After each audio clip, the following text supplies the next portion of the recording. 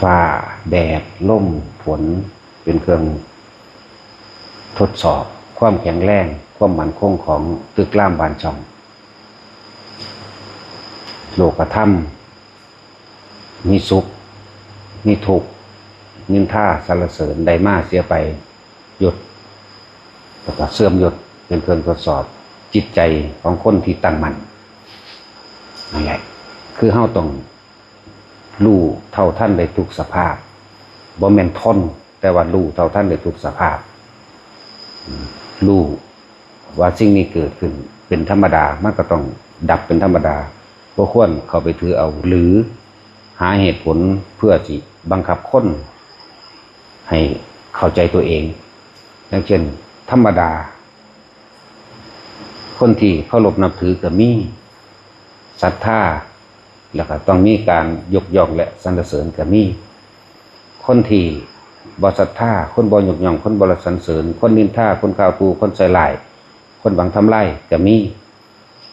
ระหว่างคนสองคนนี่เฮาก็บ่เอาแม้กระทั่งว่าในคนผู้เดียวแต่ก่อนเขาอาจจะเคยศรัทธายกย่องสรรเสริญต่อมาในคนผู้เดียวนั่นแหละบ่ศรัทธาบ่ยกย่องบ่สรรเสริญเสื่อมความศรัทธาในคนผู้นั้นเฮาก็บ่เอาเข้าใจคำว่าบ่เอาบ่เข้าใจคำว่าบ่ยึดมั่นถือมั่นบ่นั่นแหละคือปล่อยรู้อย่างเดียวและจึงบอกว่า ฟ้าแดดลมฝนลมมาในทิศต่างๆเป็นเครื่องทดสอบความแข็งแรงของตึกรามบ้านช่องทั้งหลายจิตใจที่มั่นคงหรือบ่มั่นคงก็ต้องอาศัยคำสรรเสริญคำนินทาความได้มาความเสียไปความมีหยดเสื่อมหยดอาศัยพวกนี้มาเป็นเครื่องทดสอบเหมือนฟ้าแดดลมฝนต่างๆทดสอบความคงทนของบ้านจิตใจของคนที่เฮาฝึกหัดปฏิบัติมาเพียงใดเนี่ยก็ต้องอาศัยโลกธรรม8เครื่องกระทบกระทั่งจังว่าจิตที่ถูกโลกธรรมกระทบแล้วไม่หวั่นไหวบ่หวั่นไหวคือบ่ต้องการดึงเขามาหรือบ่แม่นผลักไสออกไปแค่รู้อยู่กับมันเฉยๆรู้ให้เข้าใจคำว่ารู้เด้อรู้แต่คนที่ศรัทธาบ่แม่นว่าเฮาสิเอาเฉพาะบุคคลที่ศรัทธาและสรรเสริญเฮาคนผู้นั้นเฮาก็บ่เอาคนที่นินทากล่าวตูใส่ร้ายสัตว์แช่งหวังทางนั้นคนผู้นั้นเฮาก็บ่เอาหรือเอิ้นว่าจิตตั้งมั่นสมาธิแปลว่าจิตตั้งมั่นตั้งมั่นต้องบ่คิดบ่นึกอีหยังในความอยากให้ได้ดังใจใจว่าล่ะมันก็สิบ่หวั่นไหวเอง เป็นธรรมดาทั่วเมื่อมีคนสรรเสริญก็ต้องมีคนนินทาแม้แต่ตัวเฮาเองก็เคยยกย่องสรรเสริญคนบางคนแล้วก็เคยเสื่อมศรัทธาในคนบางคนคือเก่าภาษาหยังกับผู้อื่นเอาตัวเฮาเองนี่บางครั้งเฮาอาจจะเคยเข้าใจผิดนินทากล่าวตูใส่ร้ายหวังทำลายเขาเหมือนกันเคยนินทาเขาเหมือนกันแต่เวลาผ่านไปเฮาอาจจะกูคิดผิดเลยเกิดกลายเป็นยกย่องสรรเสริญเขาได้เหมือนกันโตเฮาเองแต่แท้ยังมีทั้งนินทาและสรรเสริญในโตเฮาเองที่ภาษาหยังกับผู้อื่นความได้มาได้ลาภนั่นแหละเฮาก็เคยได้มาแล้วความเสื่อมลาภความที่บ่เป็นไปได้ดังใจตลอดจังซี่โตเฮาเองก็เคยได้โตเฮาเองก็เคยเสียสิไปเอาหยังกับมันสิไปเอาหยังกับผู้อื่นนั่นจังซั่นแหละคำว่าสุขก็คือความยินดีพอใจคำว่าทุกข์ก็คือความบ่พอใจโตเฮาเองก็เคยมีความพอใจโตเฮาเองก็เคยมีความบ่พอใจนี่นะสิภาษาหยังกับผู้อื่นว่าเขาสิพอใจเฮามั่งบ่พอใจเฮามั่งก็เป็นเรื่องของเขาแม้ตัวเราเองก็เคยเป็นเช่นนั้นนี่แม่นั่นแหละว่าจิตที่ไม่หวั่นไหวต้องบ่หวั่นไหวกับโลกธรรม8อันนี้นั่นแหละมันสิบ่ต้องการดึงเขามาง่ายๆคืออยากให้คนศรัทธาอยากให้คนเชื่อถืออยากให้คนฟังความนั่นนี่คือดึงเขามา ส่วนคนที่บ่ศรัทธาบ่ฟังความมีแต่เกาตูใส่ไหลและนินทาก็บ่ต้องจำเป็นต้องไปอธิบายให้เขามาเข้าใจเจ้าของเองนั่นเป็นเรื่องของเขาบ่แม่นเรื่องของเฮาแม้ตัวเฮาก็ยังบ่มีจริงไม่ใช่เขาไม่ใช่เราไม่ใช่สัตว์ไม่ใช่บุคคลนี่ให้เข้าใจคำว่ารู้อยู่เฉยๆถ้ามันรู้อยู่เฉยๆจังสันปฏิบัติเข้าไปเลยรู้เข้าไปอีกเข้าใจบ้างหมดรู้แต่รู้นี่ใส่กับโลกสมมุติแต่หมดรู้นี่บ่มีสมมุติเข้าใจบ้างล่ะให้มันถึงจุดนี้ฉะนั้นพวกเขาจงอย่าหวั่นไหวกับสิ่งทั้งปวงว่าทุกเขามีความจุดหมายเดียวกันของร่างกายนี่เดินทางเข้าสู่ความตายเจ้าสิรวยเจ้าสิจนเจ้าสิเลี้ยนสูงเลี้ยนต่ำฐานะการงานรูปร่างหน้าตาดีหรือบ่ดีก็ช่างเฮามีที่จุดหมายเดียวกันร่างกายนี่ตายแน่และจังว่าขอให้ใจมันนั่นตายจากสิ่งทั้งหลายทั้งปวงไปพร้อมกันเลยกับร่างกายกายนี่ตายแน่ๆปล่อยความยึดมั่นถือมั่นแม้แต่การปล่อยก็เป็นแค่คำเบาปล่อยจริงๆบ่ได้เว้าบ่มีคำสมมุติใดๆมาเทียบใดแต่ก็ต้องอาศัยสมมุติและรู้เฉย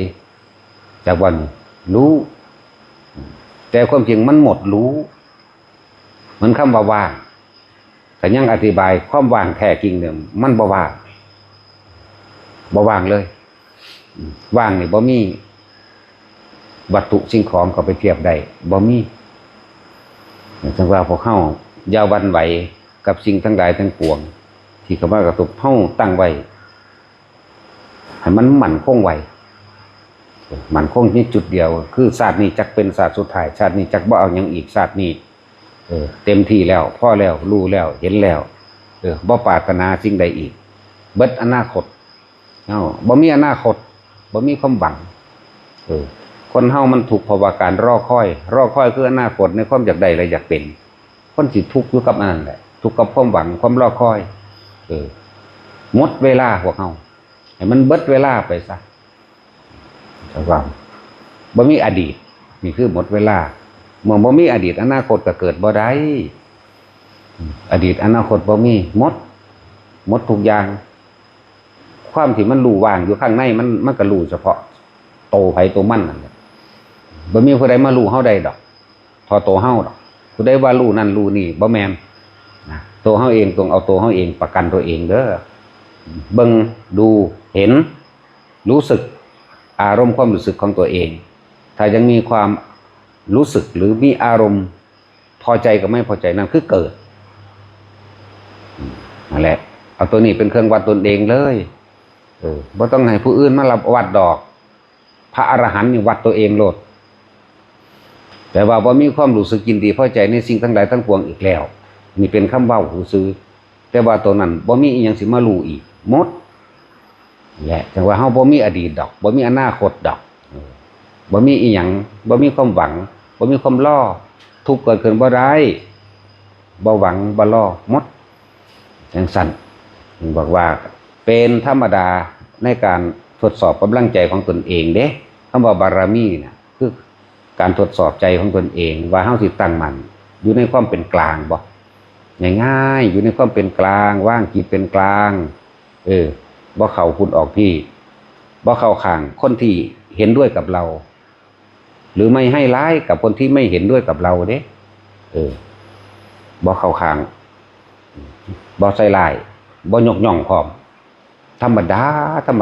เราจึงบอกว่าโลกธรรม8เป็นเครื่องทดสอบจิตใจของผู้ตั้งมั่นสมาธิแปลว่าตั้งมั่นนั่นแหละแต่สิเว้าเปรียบเทียบนอกๆในจังได๋ว่าตั้งมั่นในความสงบแต่ไม่ใช่ความสงบแต่ตั้งมั่นตั้งมั่นตั้งมั่นว่างนี่แหละประกอบปะปนไปด้วยปัญญาคือความเห็นต่างๆนำมาใส่ว่าสิ่งนี้ควรสิ่งนี้ไม่ควรสิ่งนี้เป็นประโยชน์สิ่งนี้ไม่เป็นประโยชน์ลงมาอยู่หม่องนี้ในการกระทำตรงนี้จะจิตใจเฮามันเบิดหมดเจตนาหมดความหวังหมดความปรารถนา พอบ่มีอนาคตก็บ่มีอดีตถ้าบ่มีอดีตก็บ่มีอนาคตหมดหวังสิ้นหวังเบิดอสังขตธรรมไม่คิดปรุงแต่งในสิ่งทั้งหลายทั้งปวงที่ตาหูจมูกลิ้นกายใจได้รู้ได้เห็นได้ยินได้ฟังได้กลิ่นได้ลิ้มรสสัมผัสกระทบเพียงกายไม่มีความคิดนึกปรุงแต่งในความอยากได้อย่างนั้นอย่างนั้นอยากเป็นอย่างนั้นอย่างนั้นบ่มีแต่ว่าการอยู่ในโลกอาศัยสมมุติคุยกันซื่อๆนั่นแหละ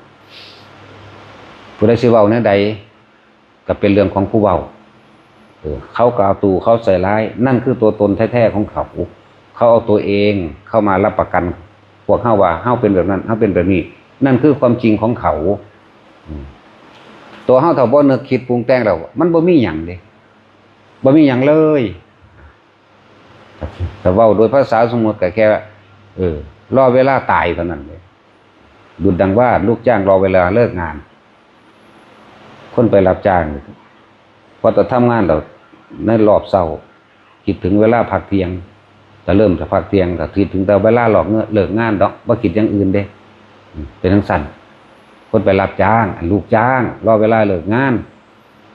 แต่เฮาปฏิบัติธรรมแต่ผู้หมดความหวังแล้วบ่เฮ็ดหยังอีกดอก